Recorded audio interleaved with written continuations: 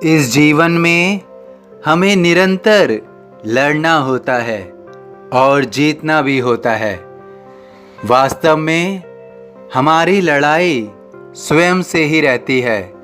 हमें स्वयं से ही लड़ना होता है और स्वयं को ही जीतना होता है। लेकिन स्वयं को जीतने का अर्थ क्या है?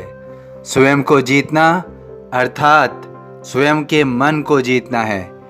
जब हम अपने मन को जीत लेते हैं तो वास्तव में हम सब कुछ जीत लेते हैं या फिर हम सब कुछ जीत सकते हैं।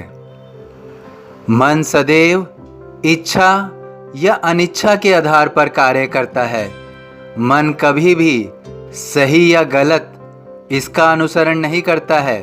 वह कभी भी यह नहीं देखता कि यह कार्य सही है या यह कार्य गलत है। यदि हमारी उस कार्य को करने की इच्छा है तो हम उस कार्य को करते हैं, और अगर हमें उस कार्य में रुचि नहीं है, इच्छा नहीं है, तो निश्चित रूप से हम उसको नहीं करना चाहते हैं। तो हम सदैव जब मन के अनुसार चलते हैं तो हम कार्य को इच्छा अनिच्छा में विभाजित कर देते हैं। हम उसका सही या गलत नहीं देखते हैं। और जब भी हम कोई इच्छा पूरी कर लेते हैं तो उसके परिणाम स्वरूप हमें क्या मिलता है? अधिकतर समय हम अनुभव करते हैं, हम देखते हैं कि जो भी इच्छा हमारी पूरी हुई या जो भी हम लेना चाहते थे, पाना चाहते थे, जब वह हमें मिल जाता है तो कुछ समय बाद उस वस्तु की हमें अहमियत अधिक नहीं लगती है।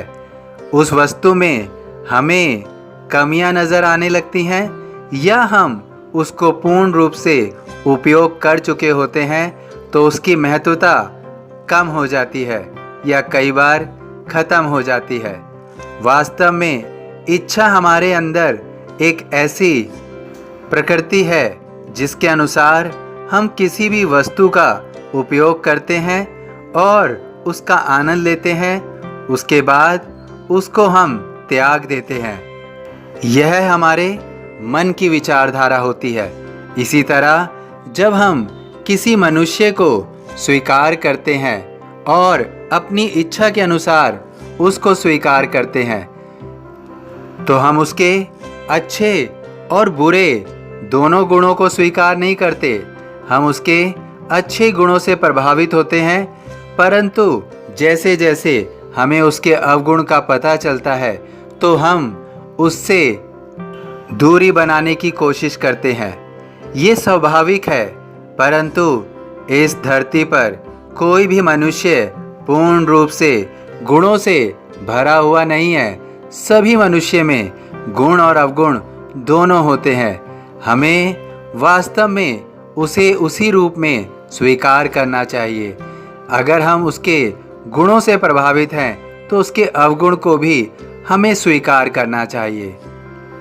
जब भी हम अपने मन के अनुसार कार्य करें तो अपनी बुद्धि का उपयोग पूर्ण रूप से करें। अपने विवेक और अपनी समझ दोनों का उचित उपयोग करें।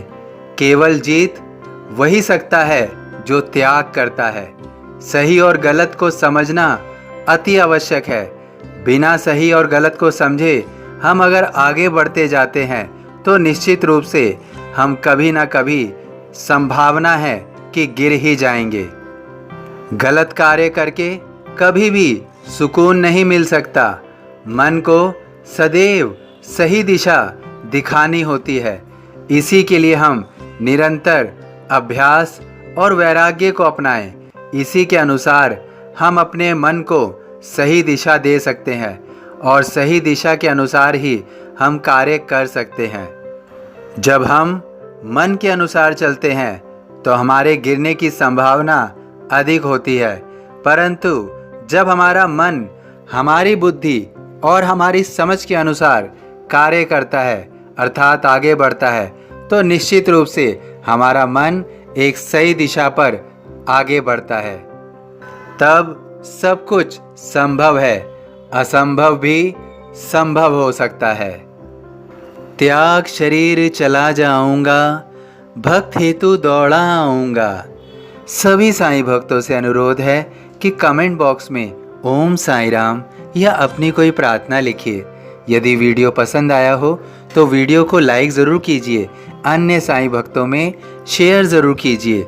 इस चैनल को सब्सक्राइब कीजिए, बेल आइकॉन के बटन को पुश कीजिए। ओम साईं राम।